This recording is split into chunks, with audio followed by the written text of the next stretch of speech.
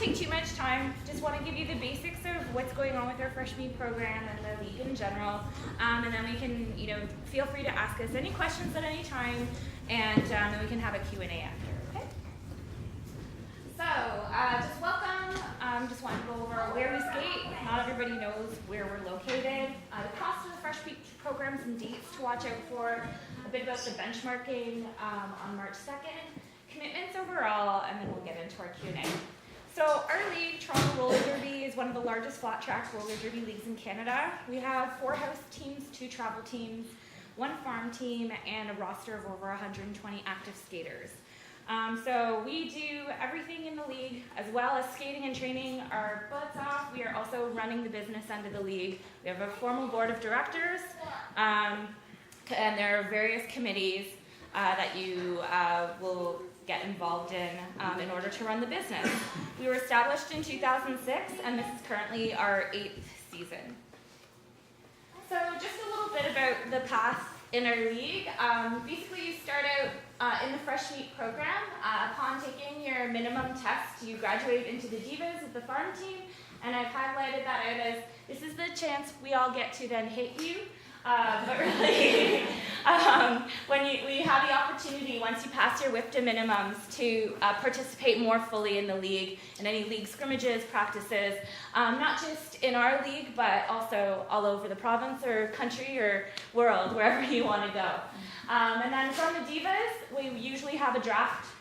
We have a draft every year and fill up our home team rosters. So you could belong to the Smoke City Betties, the Dax Track Dolls, the Gorgo Roller Girls, or the Chicks Ahoy. And from that, if you want to play at a more advanced level, you can try out to play in our rep leagues or rep teams on our A team, Toronto's Roller Derby CN Power, that competes in the WIFTA Division 1, as well as our travel B team, the Bay Street Bruisers. So we practice and play at a space called the Bunker in Downsview Park. Has everybody been out there before? Yeah. What's that? Does anyone not know where it is? Okay, cool. Sorry. Yeah, okay. It's really fantastic. You gotta see it. No, I'm just kidding. We have 2, what's great about it, it's a very big space, so that has allows us to have 2 tracks. And we skate on a polished concrete surface. As far as costs go with the entire program, or if you're just thinking about roller derby in general, your startup costs for gear, typically for your fresh meat package, will run you about $250 to $300, and then you can always a lot of people make a lot of tweaks and changes, but that's usually around what your starting costs at. We'll have a benchmarking test to start the program, and that'll be a $10 fee. The reason we do that is we're still trying to figure out how many, we won't know how many skaters we'll be taking on in the training program fully. And we also use that as an opportunity for the trainers to see where everyone is at as far as skill level, so that we can adapt the program specifically to your needs and be really dynamic about that. So we get oftentimes everyone from, I just slapped on a pair of roller skates today, to I've been figure skating for 25 years. So there's a really broad spectrum of skaters, so that gives us a chance to really see where everyone's at.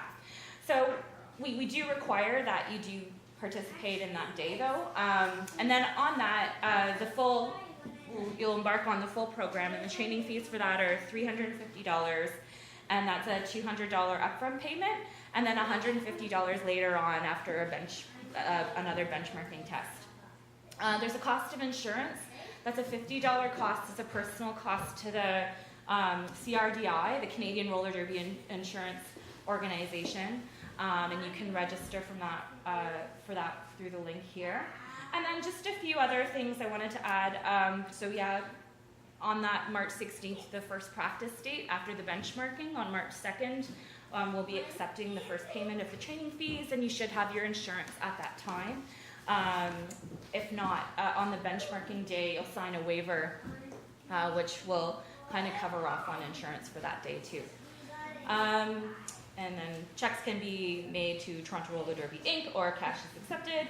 And then just so that you have an idea of what the cost commitment is on later on down the line, once you go through our program, skaters in the league as members, we all pay $65 in dues a month to the league. So this is what our freshman training program is looking like. It's about 20 sessions at about 3 hours a week. And the sessions will vary. It might not be week to week, and that's only because we have a few blackout days at our venue. So you'll see there are a few kind of gaps in the schedule as we go on, which is why it kind of drags out through September. And we have all of our dates confirmed up till June. But for the most part, Sunday afternoon, you'll be in the bunker from 2 to 5. And the first section, it's broken down into 2 sections. The first section is kind of your skating basics. And then the second section starts getting into gameplay, hitting, and more learning about derby. So sometimes people will want to just really understand better how to skate, or it kind of starts introducing you to the sport. Maybe sometimes after that first little bit, people don't want to continue on, but we really do encourage you to do the whole thing. I think a lot of the time it's a confidence challenge or a mental block that I don't think you can do this, but all of us, could barely skate when we started. So, really you can, if you want to put the time and effort into it, you can do whatever you want to do with the program. And you can also fill out your time on your own or making up skate time, going to scooters. It's a really common place for a lot of our new skaters. Who knows where Scooters Roller Palace is? Yeah, Scooters Roller Palace is in Mississauga. It's one of the few remaining roller rinks in Ontario.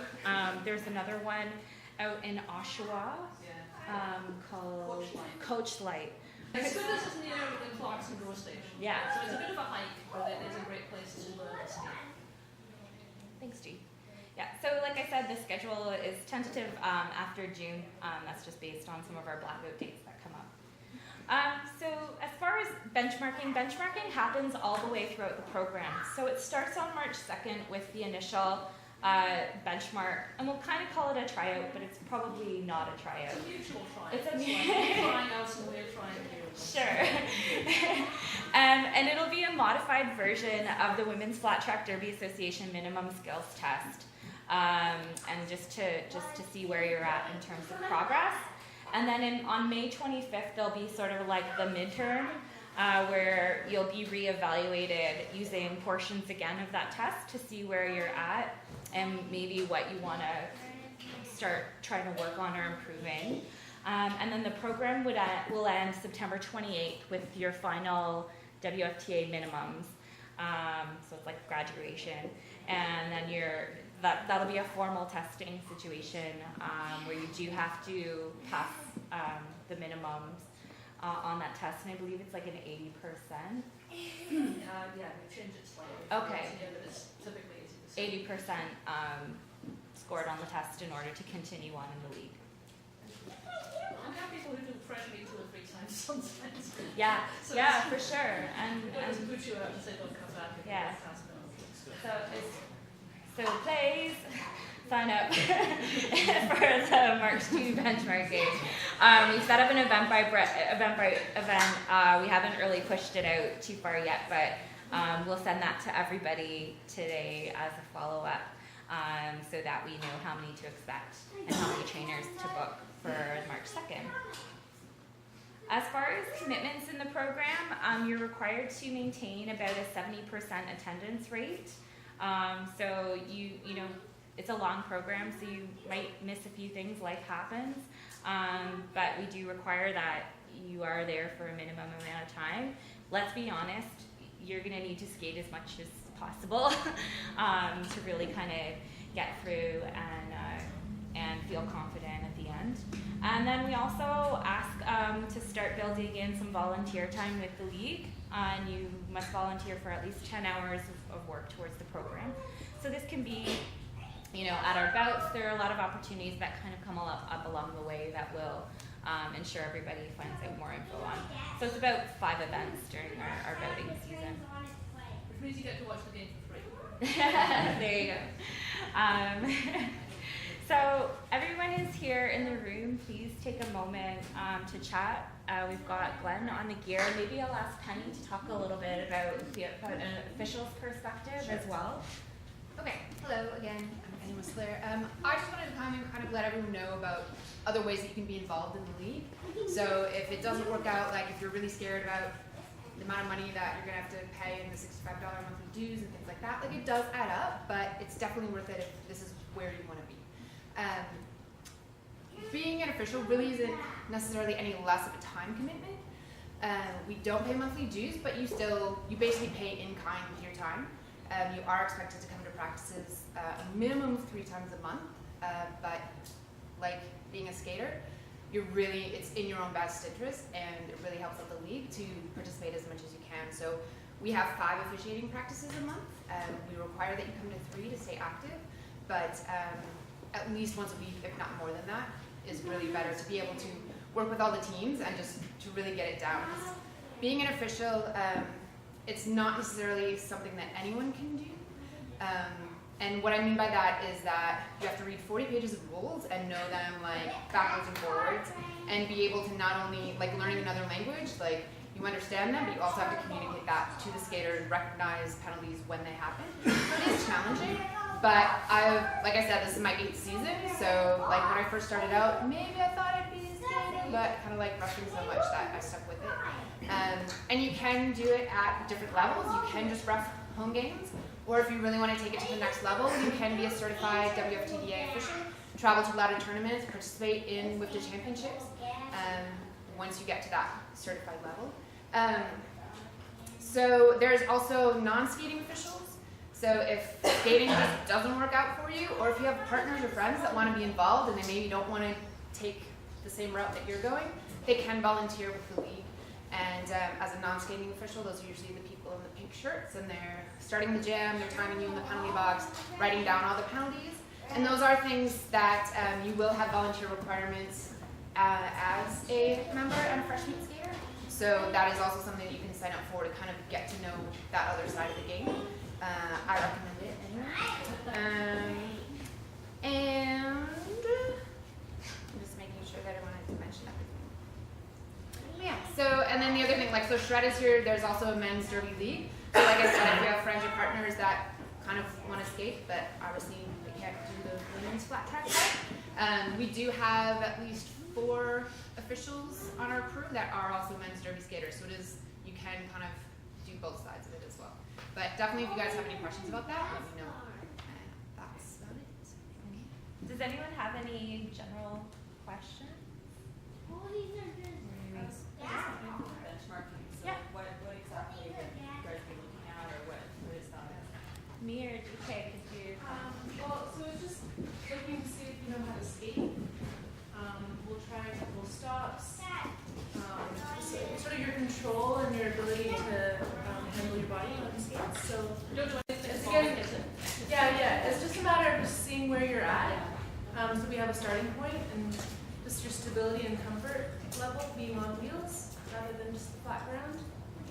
Yeah, and it's not like, it's a very open and accepting program, so it's not like the purpose is to judge you and cut you, like that's not, that's not what it's all about. It's more about, okay, let's get to know each other so we can adapt the program. Okay, we're gonna need to spend a bit more time on stopping, we're gonna need to spend a bit more time on So these it's really basics. nice to be able to get people and It's like dating. figure out like, where the problems are and be like, wait, maybe you can try this. Maybe It's not like, okay, you're not good. Don't. Yeah, please stop But I think it's immediately. about, No. trying skating before coming to that test. Yeah. Like Yeah. on the scooters, just to even feel confident yourself. Yeah. Being like, yeah, okay, I kind of know how to do this. Yeah. And then you can learn, like, The derby friendly nights are Tuesdays and Thursdays at scooters. And I'll probably try to make it so that I'm there for Tuesday and Thursdays, like 2 weeks immediately before I start. Actually, that's not true because I won't be here. You'll try to make sure somebody's there. and Yeah, I have a two-tier question. Sure. First, how many people do you typically have in a freshman program? And second, do you tier them? Do you have different levels for your freshman? Or is everyone all on the same path? As far as how many, it's really very year to year, depending on how many flow of people. So we want everyone to have a home towards the end, and there's natural attrition for sure. I think this year we're looking at taking around 50 to 60 or so, but we do have the capacity to take on a little bit more, but it's also managing that expectation on everyone's end. Like, we want to ensure that you have somewhere to skate. The trainer to skater ratio? It depends on that. Last year we had 35, and the year immediately after we moved the equipment, we had 90. Yeah. So it does. Did we start with 35 last year? Or did we start with No, we started with 39 35. last year. So what? 39? But like 2 people didn't come back after tryouts, and yeah, whatever. It's halfway there in that area. So it really varies. Yeah. Did I see one of your hands go up?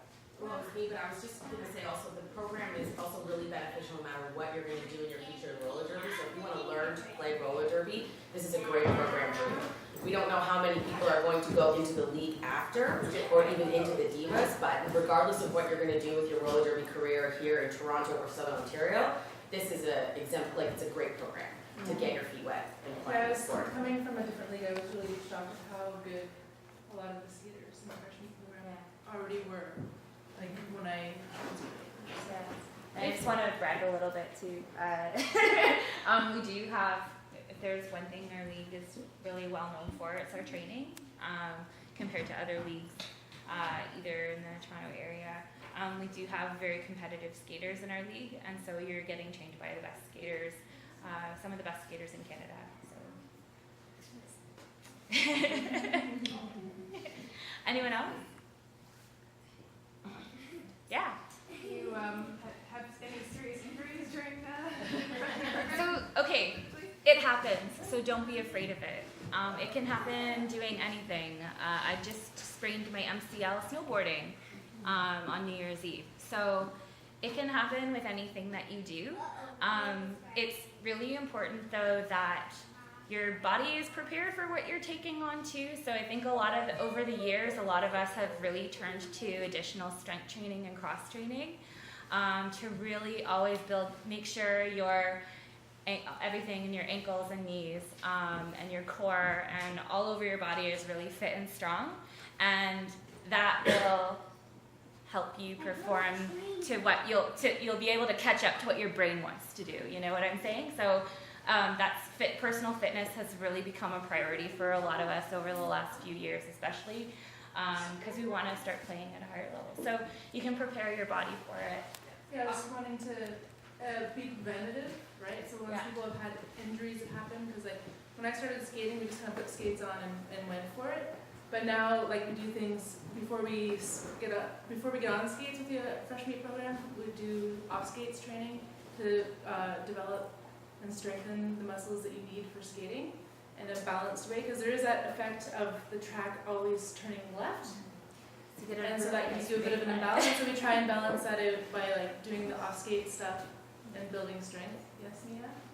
I was just going to say, we also, the trainers watch out for these things. So if we see someone who has fallen incorrectly or, looks like they could be injured, we'll stop them from skating. So we don't let you push yourself when your adrenaline's like up here.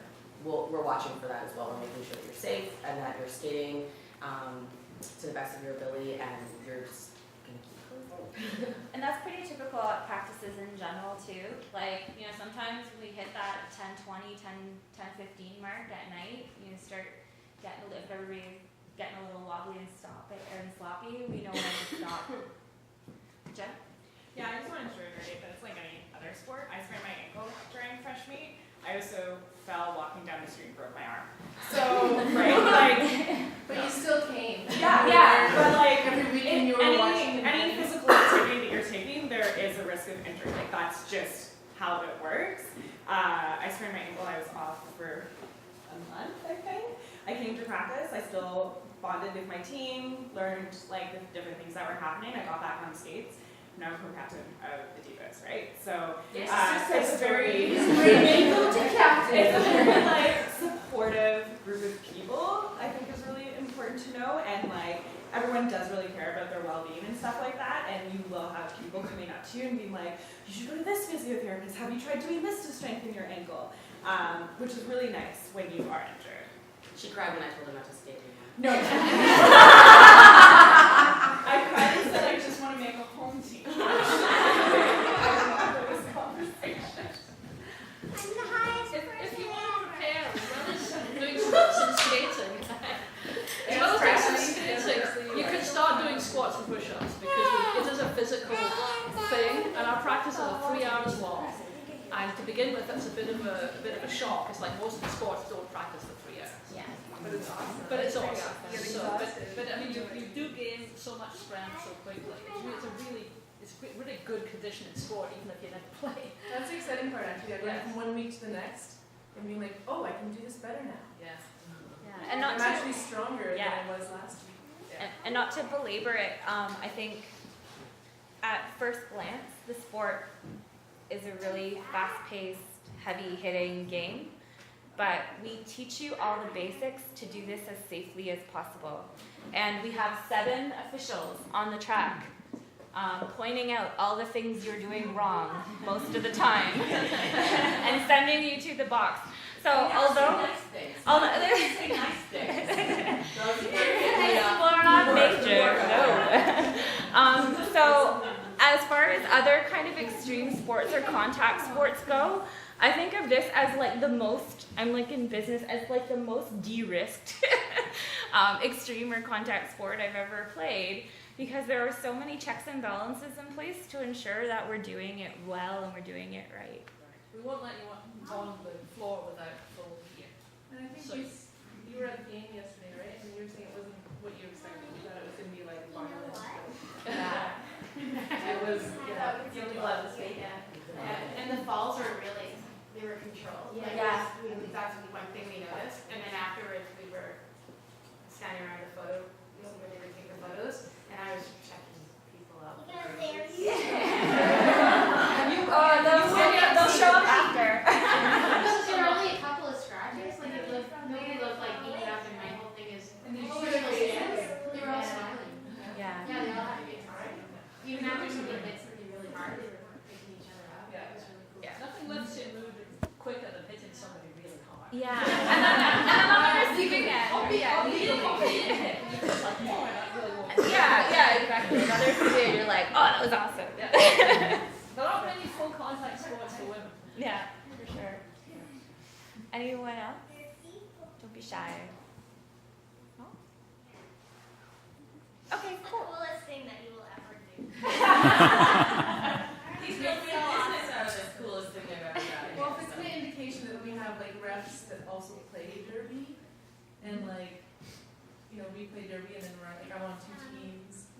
Like you see but you started a business. Yeah. Derby apparel. Yeah. It kind of gets a good. Yeah. And then, I don't know, it's just a really diverse group of people too, just socially and physically. Like, GK and I play on the same team. I'm 5'2", she is not. And you just use what you got to make it happen. You're like a scientist. I'm a teacher.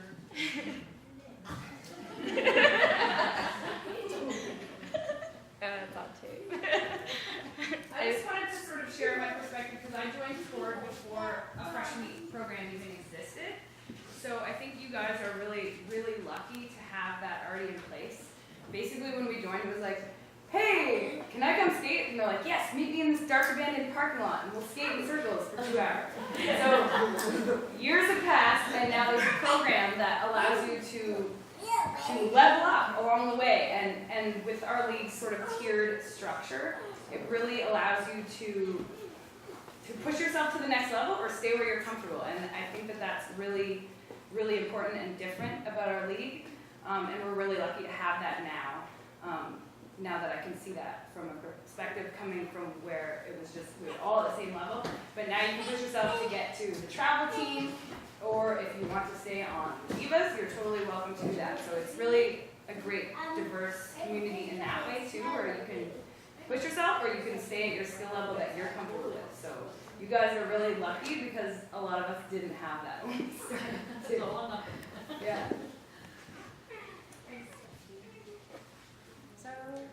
So so everyone's around. Glenn and Allison can answer any of your questions about gear. I know you guys got that conversation started too.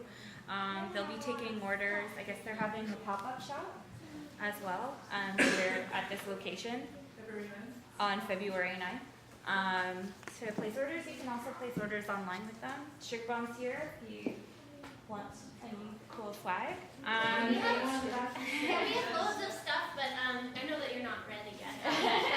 But you can check out our website and everything. Like we have tons of fun, like lifestyle, fun roller derby themed shirts. But then we have stuff that all skaters need. Like we got really tired of writing our numbers on our arms in Sharpie, so we started making armbands, and so now. Yeah, and refs love that too because it's much yes.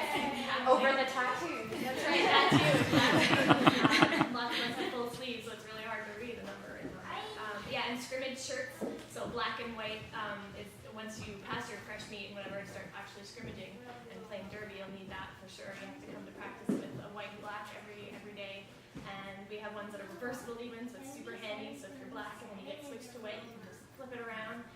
We have all sorts of stuff: shorts, pants, hats, just fun, whatever, toques and stuff.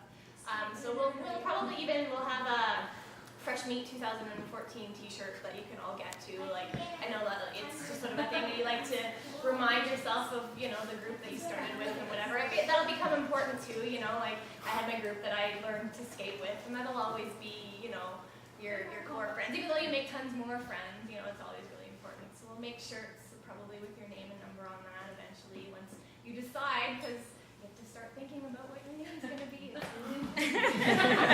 So important. And it's hard. It's like the hardest thing too, because you have to decide on something. I figured out my name was my first derby, but I picked my name thinking I was going to be a jammer. And I was like, yeah, I'm going to be so fast. Not. Okay. Mia, what did you want to say? I was just going to say I recommend getting a scrimmage shirt of some kind with your last name or first name on the back of it, because there's so many trainers and we're just like, you. Pink helmet. Pink helmet. So it just helps us know your names. That's a really good idea. It takes me like the whole of Fresh Meat to get to know whoever Fresh Meat is. Yeah. Then they change their names on you. Exactly. So just anything with your last name on their first name is also good. or their potential derby name. Or if they have potential one, yeah. Whatever. I've had 6, so you can change them. Oh, one thing you need for benchmarking, you'll need a mouth guard. Get a cheap boil and light mouth guard from, Hockey Place or Canadian Tire. As well as all of your full gear. You don't have to get cheap ones anymore though. Yeah, but I mean, if it's the first time out. Like if there's a $25 just like Pro Tech. there's no tech ones that are really pretty good. And I think there's other kinds. Roller bug will happen too. Okay, but yeah, I had a bunch of, at the sign-in at last Fresh Meet, I brought a bunch of spares, I sold them all. Wow. So it's like, and we won't let you skate without it. It's apart from protecting your teeth in case you happen to fall on your face, it does help with concussions. If you bounce your jaw or if you land on your tailbone and it goes all up through your head, you're having something in your teeth can help protect your brain. 70%. Yeah.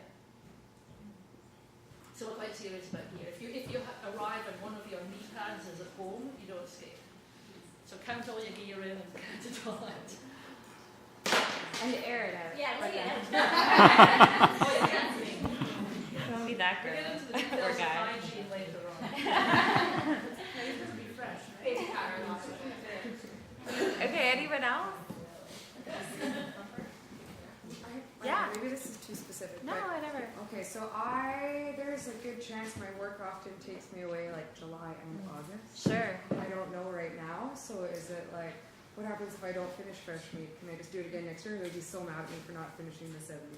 No. I think the we're trainer. prepared to be a little flexible. If you know in advance and you can kind of make sure you're doing okay and it's into the second half, I'm trying not to be a Nazi about that participation rate. It's just we don't want people just not showing up. Right. Yeah, and we want to make sure that you're prepared to take your test at the end. That's the biggest thing. Yeah. So to ensure that you're leaving the program confident and with the basic minimums, and we're not moving you on until those minimums are fulfilled.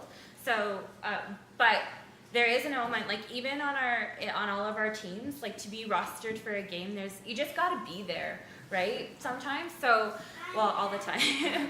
But there's a minimum attendance requirement. But you know, it's work it out. And then I'm not really sure the second question was answered about whether or not you tier the thing. So like if I've Right. skated for a long time, but just like on ice skates, and Sure. I pick it up really quick, and I'm going to spend 8 weeks learning how to do something I can already do. Is there like a You learn No. different things every time. okay? So if you're really good at, like, even myself, I started doing the freshman program so I could fine tune my skills. I'm probably going to be horrible. I'm just But it's Yeah. like, there's always a chance to improve, it doesn't Yeah. matter how good of a Okay. skater you are, like, so it's all You the can- same. It's all the but same. better. Yeah. Something And- I've noticed in years of doing this, years and years and doing this, is the people who have problems with derby are the people who already think they can skate. Because it's like they don't really think they've got much to learn. The people who do well are the people who really struggle at the beginning because they put the work in. It's of all the sports I've done, it's the one that responds most to just application, just doing it over and over. And the people who have trouble, the people get discouraged because they think, I mean, I was a speed skater, right? And I thought I was hot shit. I could go fast in a straight line. Couldn't do anything else. But it took me a long time to kind of learn all these other skills and then to admit the fact I couldn't do a lot of them, which was very hard, you know? So don't, everybody does it together. If there's other people who need extra attention, we'll have a trainer on them. If there's people who are just not getting a particular skill, we'll take them aside. But other than that, it's basically one big group. And we've got lots of trainers, so we've always got plenty of help. Okay. And if you're really awesome at something, the trainers will tell you how to make it more difficult. Yes. So you get more awesome. And they'll get you to demonstrate it to everybody else. It's like the perpetual sport, and like you can never get it right. Like, and that's why I think so many of us do it for so long and keep coming back, because you're just like, I just want to get better at doing this one thing, because it's all these like timing, agility, like all these things, and strategy, and you just never get it right. So you're just constantly trying to work I at mean, you it. get it right sometimes. Sometimes you get it right, but like That's it's what never. keeps you going. Yeah, right. Damn. I think she means overall. Overall. Like, there's probably nobody that is 100% at everything. Like, there's so many elements to the sport. Like, there's footwork, but then there's endurance, and then there's track knowledge, and then there's offense versus defense, and then there's jamming versus blocking. There's just so many elements and layers and levels to this game. But there's not one person that does everything amazing. So, like, there's always something to learn and to get better at.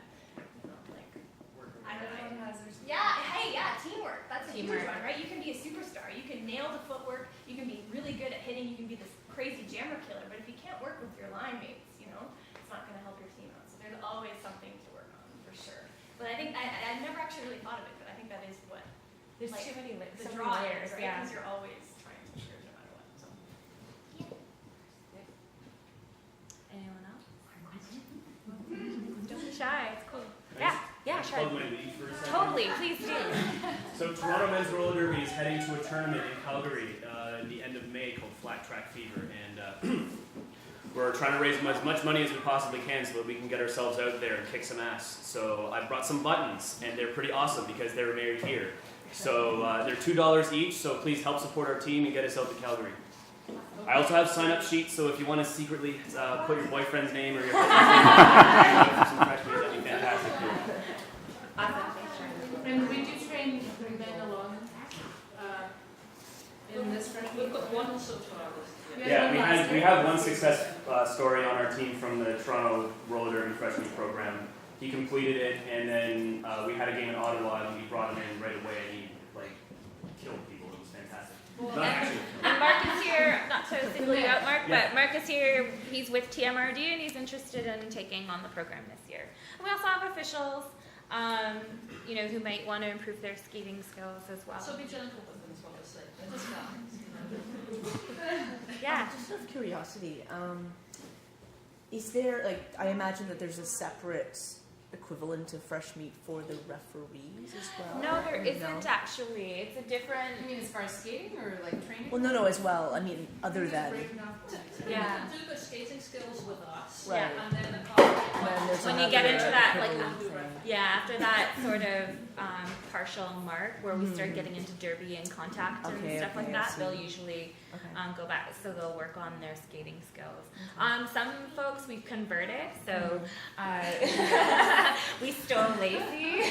So you could start from- out and you then can say, start oh, out- you know what, come to think of it. I want to do this. Well, And she was like that. She Had started, to. she wanted to be a derby girl, and she realized how big the she really didn't, but she wanted to be a ref, and she's a ref. Or But she might be in the program. Yeah. Reffing and then went to Derby after. Yeah. Great. So yeah, it's just we try to create an environment where everybody can participate in the league somehow. Cool. All right. Well, I don't want to keep everybody too much longer. Thank you everybody for coming by. Please take an opportunity to continue talking to everyone here. We're more than willing to tell you all we know and talk to Glenn and buy some buttons. and buy some buttons. And And yeah. stickers and business cards for us, but we'll see you hopefully back here on the 8th. Sorry, 9th.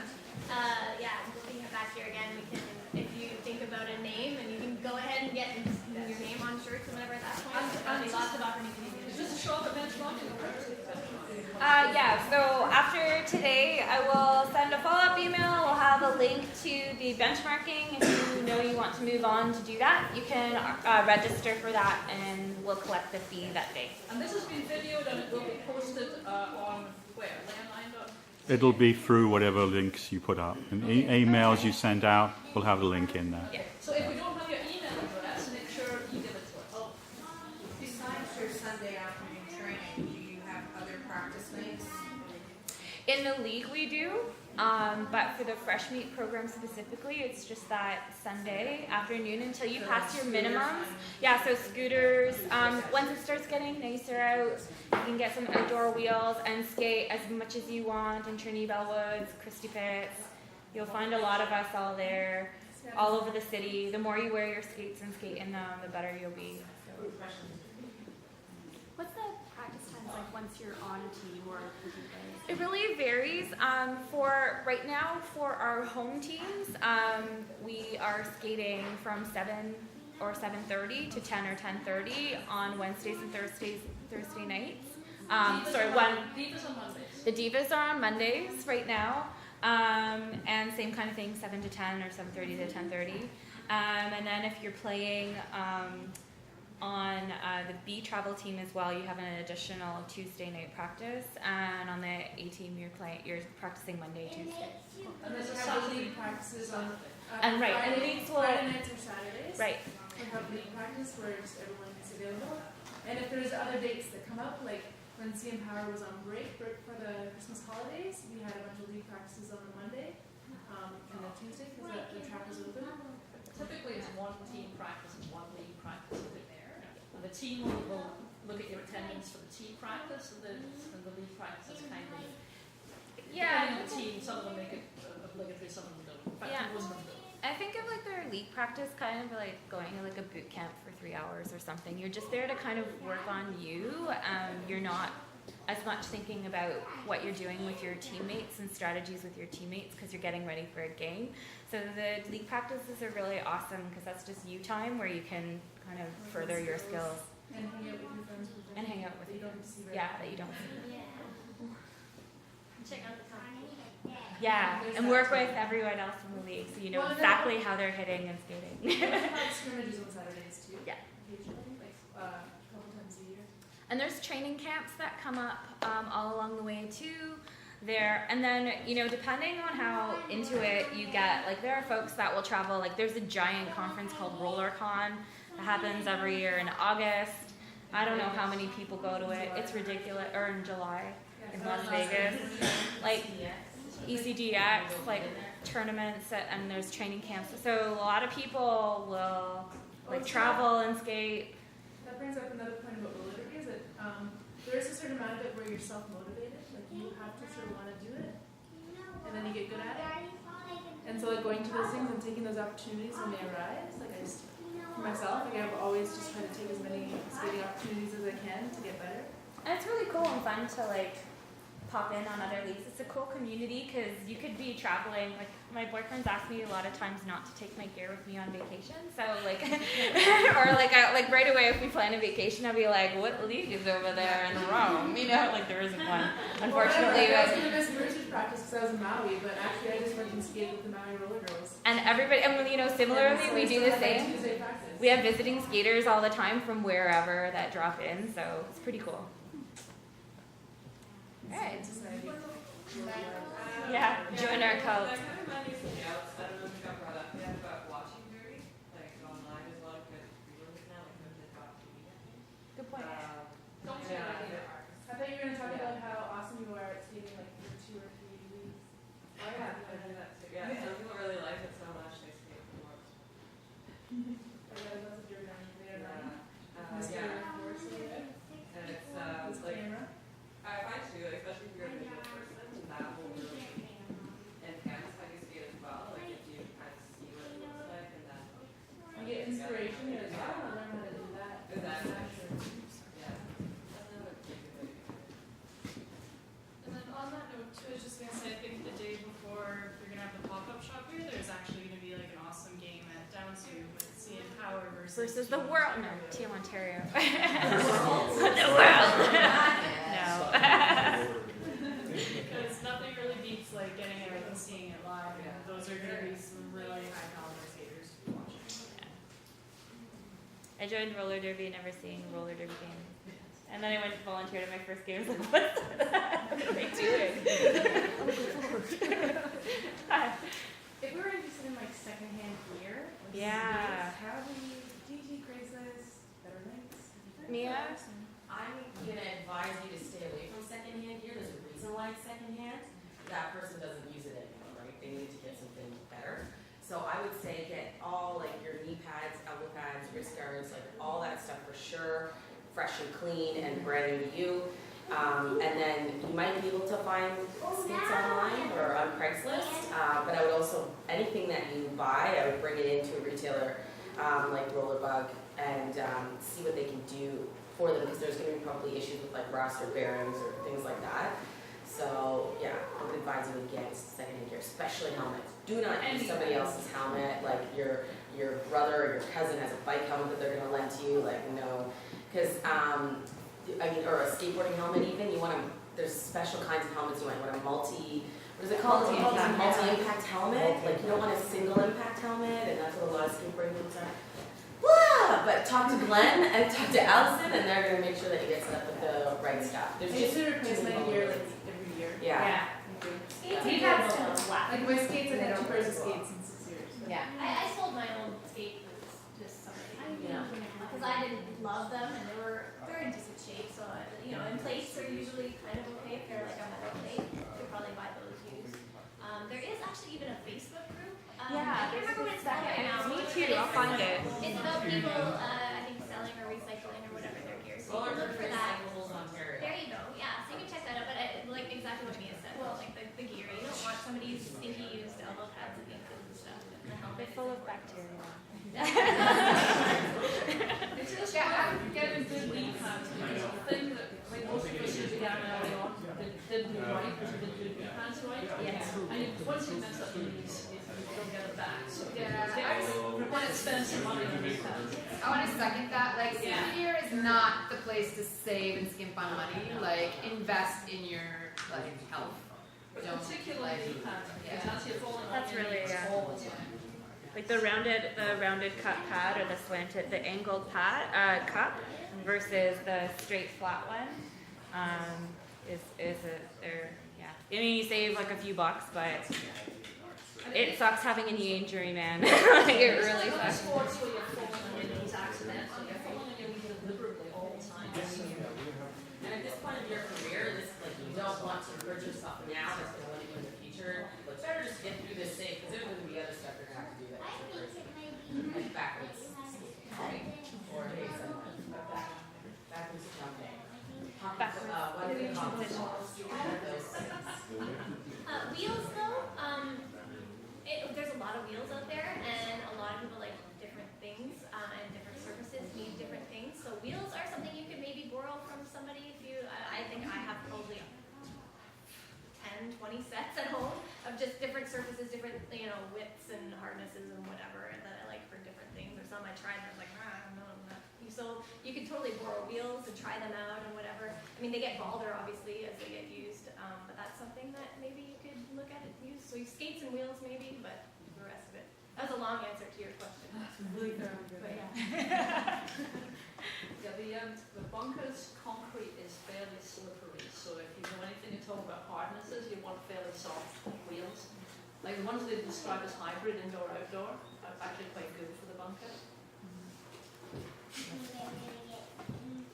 Getting a really good pair of really soft wheels to go and skate around outside. That makes you really good skater really fast because it's tricky and there's lots of obstacles and stuff. So just putting them on and being around outside, even if it's just like in circles in your driveway or whatever, it's really It's easier in your give you advice on this. totally, yeah. Details, so. Yeah. So yeah, I guess we can just be available for questions and stuff. Yeah. Cool. I have stickers and business cards if you want. And Allison also has some Make it flyers rain. and stuff. So. I don't want to pick them up, so. Okay. Thank you everybody for coming. Hang out. We'll be here.